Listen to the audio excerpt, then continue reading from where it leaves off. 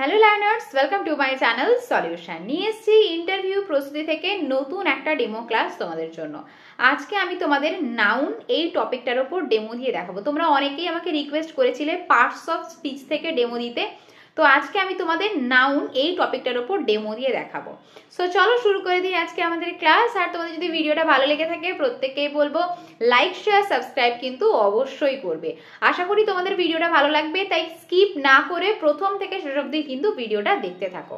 তোমাদের আপকামিং ইন্টারভিউর জন্য কিন্তু খুবই হেল্পফুল হতে চলেছে আজকে demonstration class. So let's start. Good morning students, কেমন আছো প্রত্যেকে? প্রত্যেকে ভালো আছো তো? আমিও খুব ভালো আছি। আচ্ছা, আজকে কত তারিখ কেউ বলতে পারবে? আজকের দিনটা কেন গুরুত্বপূর্ণ কারো জানা আছে? কেউ জানো না? আজকে হলো 23শে জানুয়ারি। কত তারিখ আজকে? আজকে হলো 23শে জানুয়ারি। এবং আজকের দিনেই একজন মহান দেশপ্রেমিক কিন্তু আমাদের পৃথিবীতে জন্মগ্রহণ করেছিলেন। তোমরা নেতাজি সুভাষচন্দ্র বসুর নাম শুনেছো তো প্রত্যেকে? 23শে জানুয়ারি কিন্তু নেতাজি সুভাষচন্দ্র বসুর জন্মদিন। এবং তিনি কে ছিলেন? একজন মহান দেশপ্রেমিক ছিলেন, যিনি আমাদের দেশের স্বাধীনতা সংগ্রামের জন্য লড়াই করেছিলেন। কেউ কিন্তু তার অবদান একেবারে ভুলবে না। আমরা পরে কখনো নেতাজি সুভাষচন্দ্র বসু সম্পর্কে আরো অনেক গল্প জানবো, কেমন? আচ্ছা, এখন আমরা কি শিখবো কেউ বলো তো? এখন আমরা কি শিখবো? হ্যাঁ, এখন আমরা বাটারফ্লাই পড়বো, কিন্তু আজ আমরা একটা মজার খেলা খেলবো। কি খেলা? চলো শুরু করলেই বুঝতে পারবে। আজকে তোমাদেরকে কয়েকটা জিনিসের নাম বলতে হবে। নাম কেমন নাম? ধরো এই ক্লাসরুমে তোমরা কি কি দেখতে পাচ্ছ সেগুলোর নাম বলতে হবে, বা তোমাদের বাড়িতে তোমরা কি কি দেখতে পাও সেগুলোর নাম বলতে হবে। তোমরা বাড়ি থেকে যখন স্কুলে আসছিলে রাস্তাঘাটে কি দেখতে পেয়েছিলে সেগুলোর নাম বলতে হবে, বা তোমরা এই যে সেদিনে আমাদের পিকনিক হলো সেই পিকনিকে কি কি জিনিস দেখতে পেয়েছিলে সেই সব কিছুর নাম আজকে তোমাদেরকে বলতে হবে। চলো তাহলে আমাদের খেলা শুরু করি। প্রথমেই বলো, এই ক্লাসরুমে তোমরা কি কি দেখতে পাচ্ছ? কি দেখতে পাচ্ছ? আচ্ছা, ম্যাডামকে দেখতে পাচ্ছ? তাহলে ম্যাডামকে আমরা কি বলি? টিচার বলি। আর টিচার থাকলেই আর কে আছে? আমাদের সামনে কে রয়েছে? স্টুডেন্ট রয়েছে। আর আমাদের প্রত্যেকের তো নাম রয়েছে, তাই না? এই তো, এই যে ততজন তোমরা রয়েছো প্রত্যেকের আমাদের কি নাম রয়েছে। আর কি দেখতে পাচ্ছ? আমার হাতে পেন দেখতে পাচ্ছ। আর কি রয়েছে? ডাস্টার দেখতে পাচ্ছ।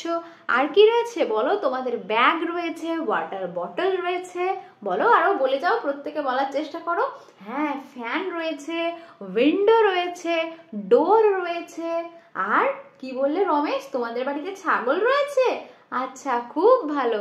আর তোমাদের বাড়িতে টিয়া পাখি রয়েছে, ইংরেজিতে বলার চেষ্টা করো। Goat, parrot. ও, তোমাদের বাড়িতে কাউ রয়েছে। খুব ভালো। আচ্ছা, কি বললে? তুমি কলকাতা বেড়াতে গিয়েছিলে? আচ্ছা আচ্ছা, কলকাতাও তো একটা জায়গার নাম, তাই না? ঠিক বলেছো। হ্যাঁ, তাহলে আজকে আমরা অনেক জিনিসের নাম জানলাম, তাই না? তাহলে দেখো, যে শব্দের দ্বারা কি হয়, কোনো কিছুর নাম বোঝায়। কিসের কিসের নাম বললাম? যেমন ধরো কোনো ব্যক্তির নাম বললাম, যেমন ধরো কয়েকটা বস্তুর নাম আমরা বললাম, কয়েকটা জায়গার নাম আমরা বললাম, বা ধরো আজকে কি বার? আজকে কোন ডে? আজকে টিউসডে, তাই তো? আজকে মঙ্গলবার। তাহলে এই যে দিনের নাম যাচ্ছি, বা এই যে এটা কি মাস বলো তো? এটা জানুয়ারি মাস, তাই তো? এরকম যে পদের দ্বারা কোনো কিছুর নাম বোঝায়, অর্থাৎ এই নেমিং ওয়ার্ড বোঝায়, যার দ্বারাই কোনো কিছুর নাম বোঝায়, কোনো ব্যক্তির নাম বোঝায়, কোনো বস্তুর নাম বোঝায়, কোনো স্থানের নাম বোঝায়, কোনো জাতির নাম বোঝায়, তাকে আমরা কি বলি বলো তো? তাকে আমরা নাউন বলি। কি বলি? নাউন বলি। আর এটাকে বাংলায় কি বলে জানো? এটাকে বাংলায় বলে বিশেষ্য পদ। কি বলে? বিশেষ্য পদ। আর একটা নাম আছে, এটাকে আমরা নাম পদও বলি। নাম পদ কেন? কেননা এই যে নাম বোঝায়। তাহলে আজকে আমরা কি জানলাম? আজকে আমরা নাউন সম্পর্কে জানলাম। এই নাউনেরও কিন্তু আবার অনেক ভাগ আছে, বুঝলে তো? নাউনকে আমরা অনেক ভাগে ভাগ করতে পারি, এই ভাগগুলো সম্পর্কে আমরা পরের দিন জানবো, কিন্তু আজকে আমরা যেটুকু জানলাম সেটা হচ্ছে নাউন সম্পর্কে। তাহলে যদি তোমাদেরকে জিজ্ঞাসা করা হয় নাউন কি, না নাউন মানে যার দ্বারা কি কোনো কিছুর নাম বোঝানো হয়, এই নেমিং ওয়ার্ডকেই আমরা কি বলি, নাউন বলে থাকি। তাহলে আরো কয়েকটা উদাহরণ আমাকে দাও তো, যেগুলো আমি বললাম সেগুলো বাদ দিয়ে আরো কয়েকটা উদাহরণ আমাকে দাও। কে বলতে পারবে? আচ্ছা তুমি বলো, বলো, চেষ্টা করো বলার। কি বললে? দীঘা। আর বলো দার্জিলিং। বাহ বাহ, খুব ভালো বলেছো।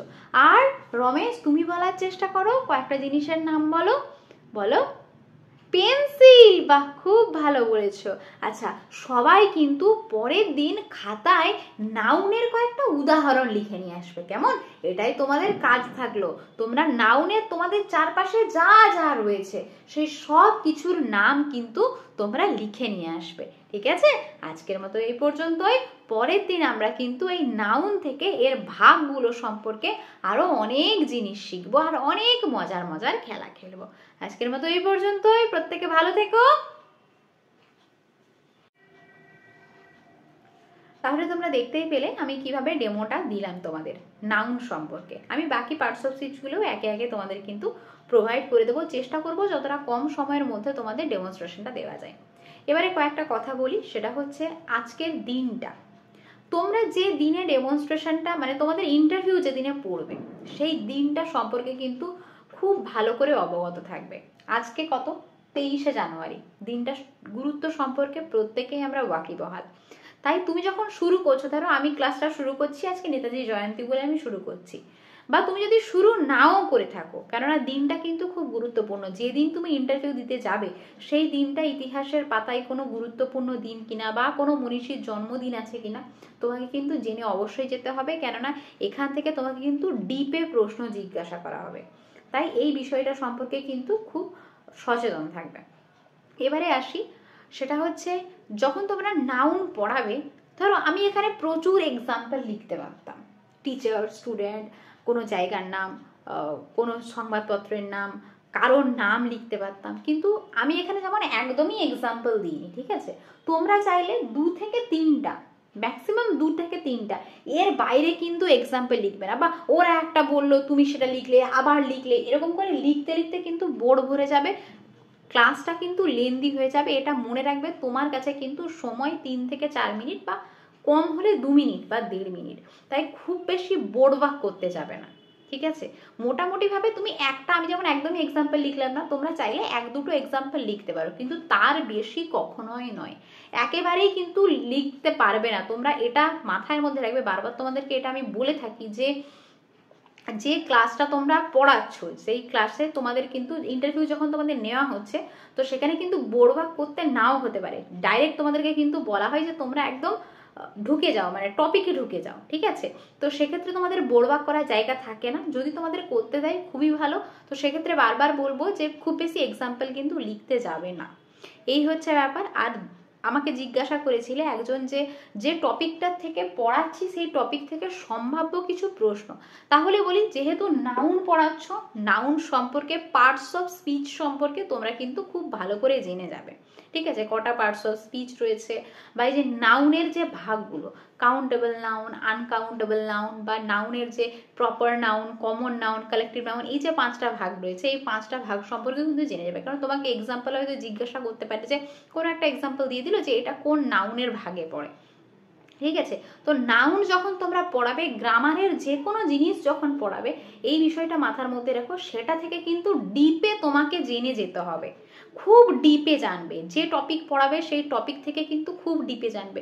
সম্ভাব্য প্রশ্ন যা যা আসতে পারে, আমি তোমাদের পরবর্তী একটা ক্লাসে নাউন থেকে কি কি প্রশ্ন দিতে পারে আমি তোমাদের বলে দেব, বা তোমরা গ্রামার বই দেখবে, গ্রামার বইয়ে কিন্তু অনেক ধরনের পিকেদের সরকার তোমরা ফলো করতে পারো, সেখান থেকে নাউনের যা যা যাবতীয় তথ্য আছে সেই সমস্ত তথ্য কিন্তু অবশ্যই জেনে যাবে। এটা আমার পার্সোনাল ওপিনিয়ন থেকে আমি তোমাদের বলছি। আর একটা জিনিস বলবো, বোর্ড ওয়ার্ক যখন করবে বোর্ডে হাতের লেখা একটু ক্লিন রাখার চেষ্টা করবে। অনেক বোর্ড ওয়ার্ক করতে গেলে কি হয়, হাতের লেখা একদম জড়িয়ে যায়, তো সেটা যেন না হয়, যেটুকু করবে সেটুকু যেন খুব পরিষ্কার পরিচ্ছন্ন হয়। এই কয়েকটাই কথা বলার। আর তোমরা কোন ধরনের টপিক চাইছো সেটা আমাকে অবশ্যই কমেন্ট বক্সে কমেন্ট করবে। অনেকেই জানিয়েছো, একে একে আমি সমস্ত টপিক দেওয়ার তোমাদের চেষ্টা করছি। আর তোমাদের বিগত বছরের যে সম্ভাব্য প্রশ্ন, মানে প্রশ্ন যেগুলো হয়েছে আর কি, তার উপর একটা সিরিজ তোমাদের শুরু করেছি, যেখানে পূর্ব বর্ধমানের ভিডিও দিয়েছি। আর সম্ভাব্য কি কি প্রশ্ন হতে পারে আমাকে বলেছো, আমি চেষ্টা করছি সম্ভাব্য প্রশ্নাবলীর ওপরেও কিছু ভিডিও তোমাদের দেওয়ার। ঠিক আছে, আমি বলেছি তোমাদের ইন্টারভিউ প্রস্তুতিতে বলেই দিয়েছি যে কোন কোন জিনিসগুলো তোমাদের করানো হয়ে, মানে করতে হতে পারে, সেই টপিকটা আমি তোমাদের দিয়ে দিয়েছি, একটা ভিডিওতে বলেছি। তো সেভাবেই তোমরা প্রস্তুতি নাও। আমি চেষ্টা করছি আরও নতুন নতুন ভিডিও তোমাদেরকে প্রোভাইড করা, যতটা তোমাদেরকে হেল্প করা যায় আমি চেষ্টা করছি প্রতি মুহূর্তে তোমাদের হেল্প করার।